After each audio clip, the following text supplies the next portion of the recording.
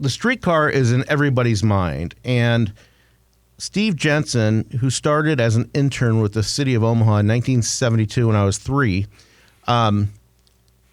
has just been an amazing person to champion Omaha's growth. He knows where everything is buried, not just the bodies. And Steve, give us a quick overview of your position in John Ewing's office and what your charge is with the streetcar. Well, primarily I work on projects that are in the urban core and then also work on the streetcar. I'm on the Omaha Streetcar Authority board as well, and so I'm also representing the city in that way. So primarily those are the things I work on. I do work on projects across the city, but those are the areas that I focus on. So what is the there's been some talk about the streetcar. Maybe it's going to take a little bit longer than we thought. It's now going to open. The first cars are going to be out of the barn in 2028, right? Well, the cars will end up being delivered in beginning in late in 27, so we can begin testing and so forth. But we'll be operating. The target date now is basically Labor Day of 2028. And it's taking a little longer because? Well, it's taking longer because when we decided to essentially completely replace all of the gas, water, sewer lines, all of the infrastructure, underground infrastructure, when the decision was made to do that, it added about a year to the construction project. It's added a lot of disruption, but the good news is once that's done, we won't have to worry about line breaks or cave-ins or other things that might happen. Like I just sold a building, 29th and Harney, and those bridges are so old that when you guys got into the investigation and everything, I can see why now is the time to do it. Well, the state has a plan to replace those I-480 bridges over a period of time. And so these bridges would have been replaced sometime in the next 10 years or so. And so this was a good time to get that done. Again, another major project that has, that adds to that timeline. When the streetcar was first announced, there was a lot of criticism and public questioning of it. Have you started to see, as we're seeing actual construction now, has that tide started to change where people are less critical and more excited about it? Well, I hope so. I think that, there's just been a lot of misunderstanding of what we're doing, why we're doing it, how we're doing it, how it's being paid for. So I think, as we have been out and talking to people and trying to help them understand, I hope that they now have a better handle on why we're doing the streetcar. But I think for those people who, I guess, live in the urban core, who often come to the urban core for events and so forth, I think it probably is starting to make a little more sense. So I hope that that tide is changing. But like a lot of other major projects, we had criticism when we did the Arena Convention Center, when we did the Bob Carey Bridge, when we did the ballparks. And so I think as once it's up and operating and people see the benefits of it, I think that they'll come around and they'll understand the benefit. We had Eric Miller on a couple of months ago, and one of the points that I brought up with him was, people are very critical about this, saying, I live in West Omaha, I'm never going to use it. But, we have pools all over town. Not everyone swims. We have libraries. I understand not everyone wants to go check out a book. We have city golf courses. Not everyone golfs. It's just another part of making Omaha a complete city and having something for everyone and things to attract certain people. There's not one size fits all for city amenities, and this is just another, piece of that puzzle. True. I think the other thing too is that people don't understand that in our downtown, from the 1960s until when we looked at it in about 2015, we'd lost 21,000 jobs in downtown. We'd also reached a point where we devoted about 50% of the land in downtown to parking. And about 50% of that parking sat vacant at any given point in time. So one of the things I think that people don't understand is that the purpose of the streetcar primarily is to be able to change that parking dynamic so that we make better use of the land in downtown. There was just shy, it was about $3.8 billion worth of value in the corridor of the streetcar. We will add about $4 billion, so we'll about double that over a 15-year period. We'll almost quadruple that value in that corridor over a 30-year period. So when you think about adding to the tax base of the city and the increased value, it's all about expanding the tax base, and the more we can expand the tax base, the more it benefits the city as a whole. So it really is about maximizing the square footage, if you will, of the space we have in downtown, and then the tax revenue that comes from that. I think one other thing I'll throw in there, and if you look at the downtown area and you go back to, say, the 1950s, virtually every square inch of downtown had a building that was paying taxes. When you look at that same area today, it is not the same thing. And so you have a lot of land devoted to parking that's not paying taxes.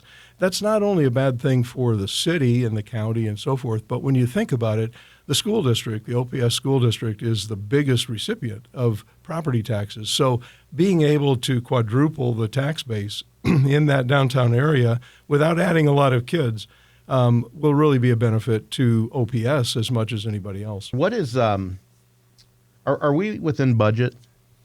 Yeah, the city council authorized spending up to $440 million for the streetcar. We announced last summer that we were at $421 million, and that includes all of that utility work we talked about earlier. We have, since that time, approved a couple of contracts. We have a few more to approve at next month's OSA board meeting. At that point, we'll pretty much have the contracts done, and we will be well below that 440. Oh, sorry. I thought you were getting ready to read something. So initially the plan was the streetcar was going to go all the way to the Med Center, and then it kind of got pulled back just a little bit while they're still kind of planning on how that Med Center tie in.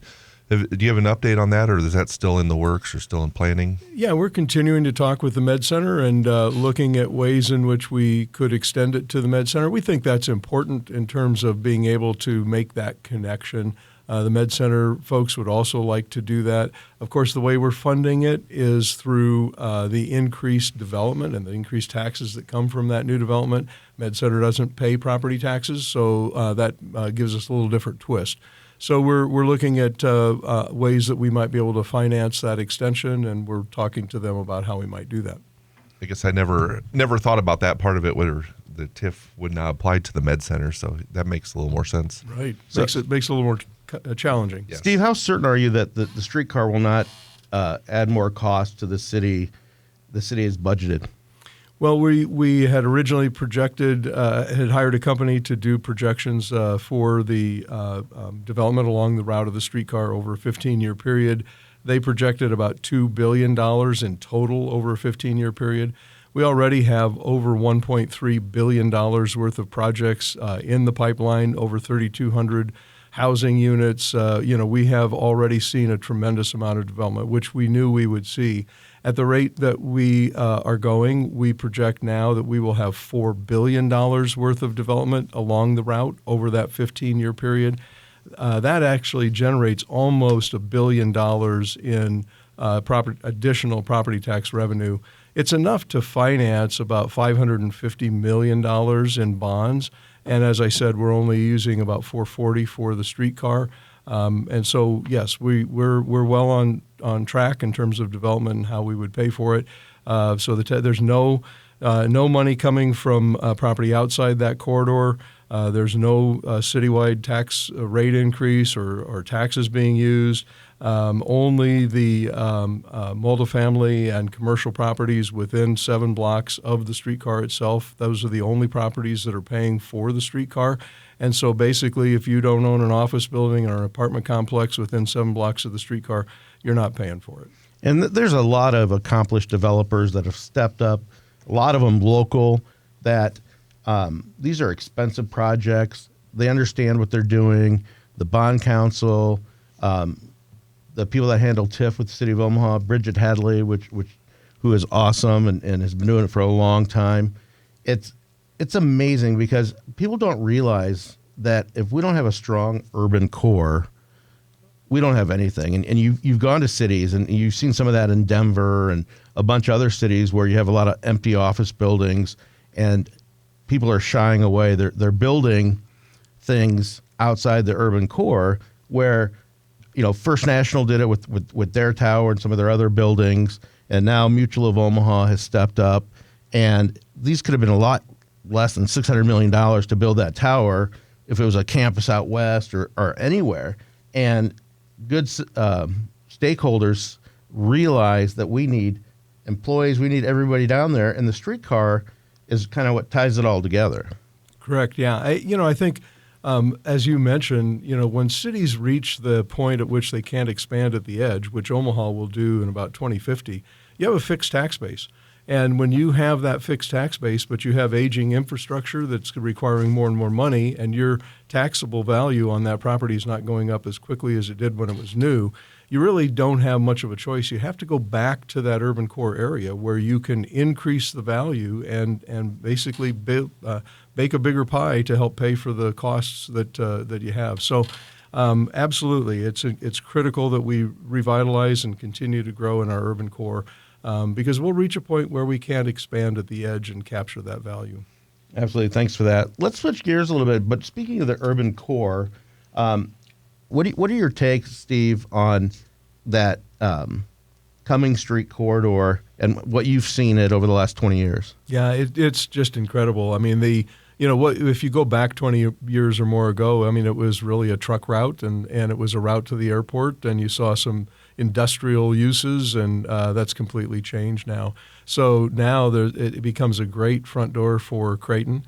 And this latest expansion to the east and connecting to Builders District, and then, of course, the Builders District itself, and that connection on to the ballpark and the Arena Convention Center, that area between Cumming and I-480 overpasses is just booming right now. What we didn't see 20 years ago is these districts and these projects. They didn't talk to each other. The say like Civic Square and the Builders District and the Capital District and Creighton University. Now they get in the same room and make sure they complement each other instead of just compete with each other. Sure. And I think that's, again, one of the great things we have going in the city is that we have all of these districts and across all the way from UNMC to the riverfront and then to the north. And it's great to be able to connect all of them and bring them all together so it becomes kind of a seamless transition from one to the other.